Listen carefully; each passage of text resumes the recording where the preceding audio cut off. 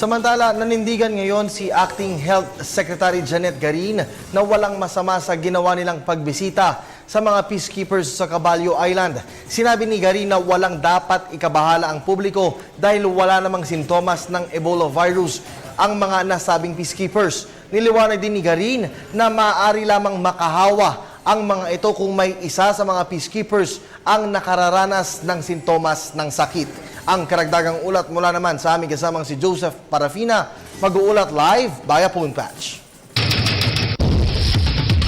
Maraming salamat, Kirby. Tumpakang yung tinura na nindigan si Acting Secretary Janet Garin na walang mali, wala sila nilabag na anuman sa pagpunta nila sa Caballo Island with AFP Chief of Staff General Pio Katapang. Bukod niya sa malabong makahawa ang mga ito at ang sitwasyon ay hindi naman nakakatakot kung pag-uusapan.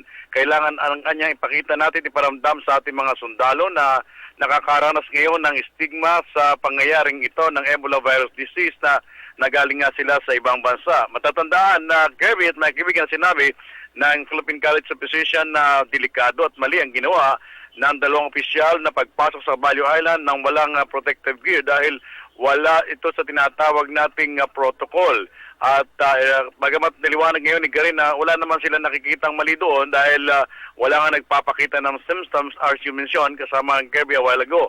Kinumpirma din po ni Garin na ngayong katatapos lamang ng isang press conference na mayroong isang sundalo na hindi po nilalagnat kundi sore throat lamang ang problema pero binabandayan na po nila ngayon yan.